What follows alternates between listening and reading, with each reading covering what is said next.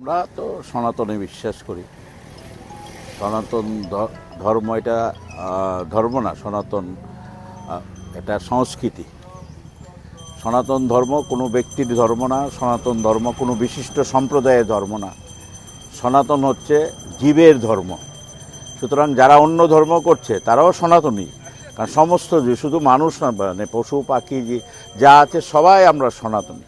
কারণ এটা আমাদের গীতাতে শুরুতেই বলেছে যে সর্বধর্মান পরিত্যাজ্য মামেকং শরণং ব্রজ অহং তাং সর্বপাপেভ্য মোক্ষয়িষ্যামি মা শুচি। সুতরাং সব ধর্মের অধীশ্বর একজনই, উনি পরিচালনা করেন। এই যে তুলসী দিবসে আমি আরও দুটো কর্মসূচি করে এসেছি, দুটো যেখানে পুজো হচ্ছে সেই পুজোগুলোতে আমি অনুষ্ঠানগুলি গিয়েছি।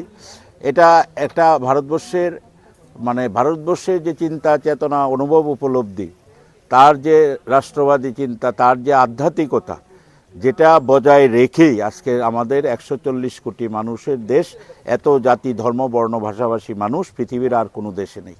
তার মূল কারণ হচ্ছে এক সূত্রে গেঁথে রেখেছে, কারণ ভারতবর্ষ সনাতন। এই সনাতনের একটা অনুষ্ঠান তুলসী দিবস।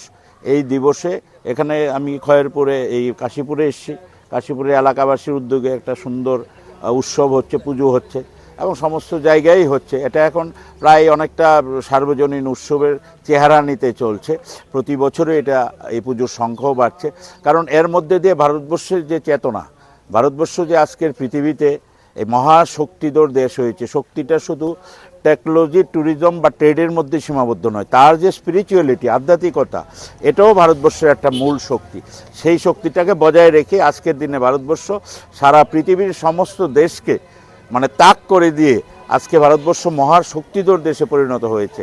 আপনারা জানেন যে দেশ কিভাবে এগিয়ে যাচ্ছে, এটা সম্ভব হয়েছে এবং আমাদের প্রিয় প্রধানমন্ত্রী নরেন্দ্র ভাই দামোদর দাস মোদী, ওনার সুযোগ্য নেতৃত্বে আজকে দেশ এবং দেশের সব কিছু, একদিকে যেমন ভারতবর্ষ টেকনোলজিতে, ট্যুরিজমে, ট্রেডে, আরেক দিকে ভারতবর্ষে আবার সেই অযোধ্যা রাম মন্দির প্রতিষ্ঠা হচ্ছে। সুতরাং সব কিছু রেখেই ভারতবর্ষ এগিয়ে যাচ্ছে এবং এই আধ্যাত্মিকতা, অনেকে বলে যে আধ্যাত্মিকতা বর্তমান জেনারেশনের মধ্যে নেই, আমি বিশ্বাস করি না।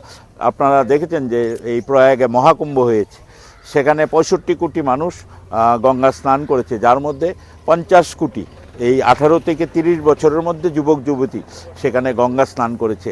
এখন যখন রাস্তায় দেখি একটা 22 বছর 24 বছরের যুবক একটা গেরুয়া পতাকা লাগিয়ে বাইকটা চালাচ্ছে, তখন এটাই একটা মেসেজ, সিগন্যাল যে ভারতবর্ষ তার মূল চিন্তা চেতনা, তার মূল ভিত্তি হচ্ছে সনাতন। সুতরাং সনাতনেই এই পৃথিবীতে একদিন প্রতিষ্ঠিত হবে।